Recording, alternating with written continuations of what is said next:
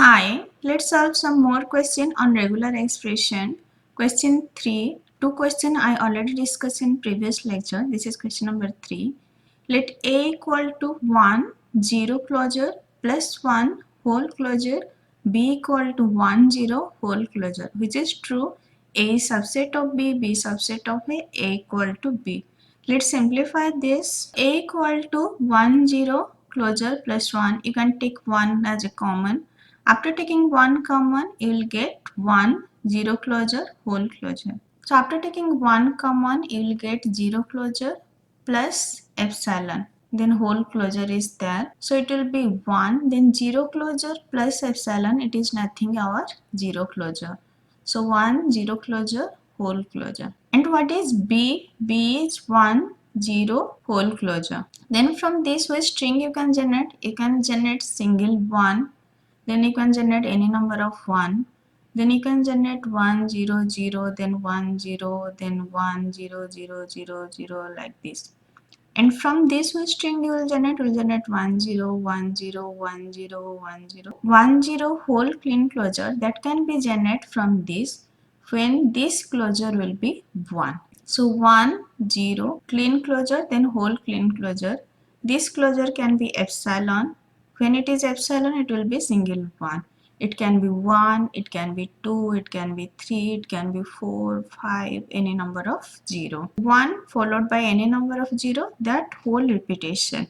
So when this will be 1, you can simply generate this string. So you can say B is subset of A. Answer is 2. B is subset of A. Next question. Let A equal to 1, 0 plus 1 whole clean closure. B equal to 1, 0 clean closure. C equal to 1, 0 clean closure 0. Or you can simply write as 1, 0 positive closure. Then there are 4 options. So from A, which string you can generate single 1, then you can generate 1 0 1 1 1 0 0 1 0 1 1 1 0. Then from B you can generate single 1. Here 0 clean closure, so it will be any number of 0. You can generate 1 0 1 0 0 1 triple 0 1 4 0 like this. And from C minimum string will be 1 0. Then you can generate 1 0 0 1 triple 0 like this. If you will observe, C can be generated from B. Okay, here it is 0 clean closure. 0 clean closure means it is any number of 0. B is 1 0 clean closure and C is 1 0 plus. And this can be obtained from this. So you can write C is subset of B. Then if you will see, C can also be generated from A. Because A start with 1, after 1 it can be anything. It can be any number of 0 and it can be any number of 1. So C is also subset of A. And B, that is also subset of A. A is start with 1, after that it can be anything, and B is 1 followed by any number of 0. This thing you can generate from A. Now check in which option these are present. So first option, A is subset of B. No, B is subset of A. That's why this is wrong. Next option, B is subset of C. No, this is wrong. C is subset of B. Then second option, B is subset of A. This is correct. B is subset of C. No, C is subset of B. So that's why this is wrong. Then C is subset of A. This is correct. C is subset of B. This is correct. Then B is subset of A. This is correct. A is subset of C. No, this is wrong.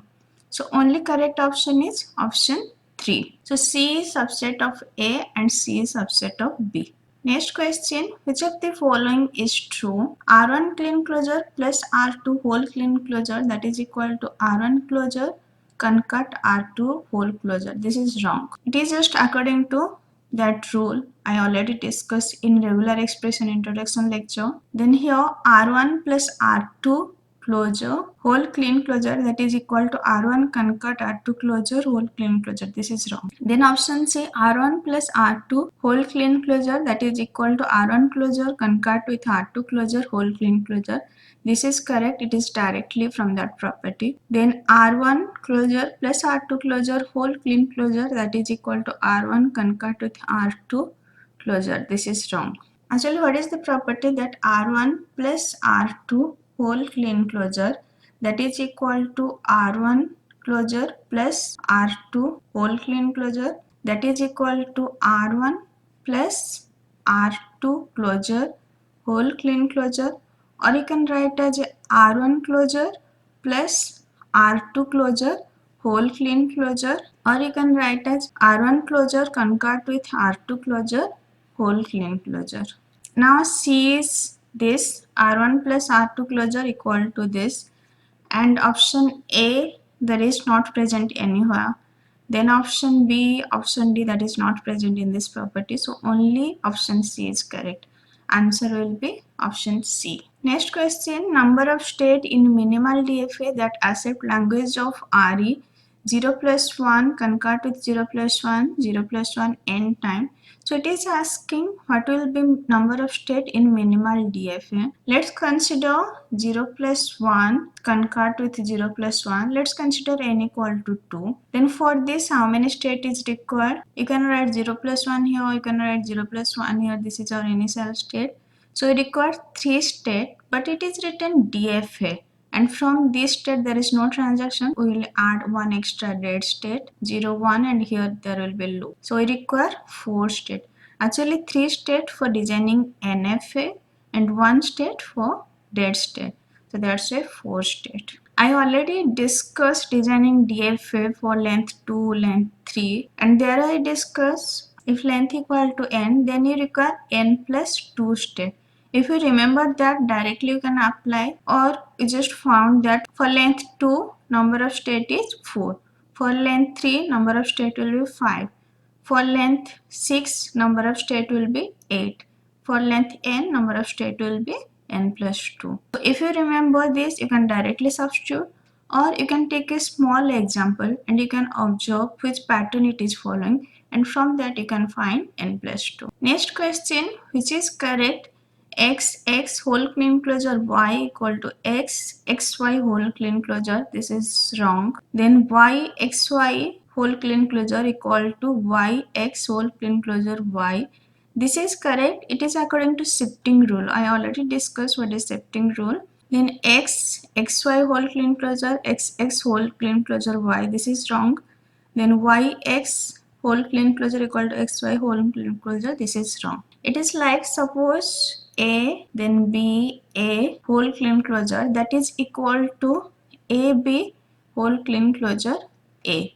This is according to shifting rule. Which string you will generate single A, then you will generate A B A, then you will generate A B A, then B A, and from this which string you will generate from this which string you will generate single A, then you will generate A B A, then you will generate A B, then A B any repetition you can find another A B A, like this. If you will see, the string are same. A you can generate from both, A B A you can generate from both, this you can generate from both are equal. This is just shifting rule. So your answer will be B. Next question, which of the following RE doesn't contain substring 100? 4 options are given. Let's check one by one which doesn't contain 100. First is 0 clean closure, 1 clean closure, 0 clean closure. From this you can generate 1. From this 0 clean closure you can generate 20. So you can generate 100 from option A.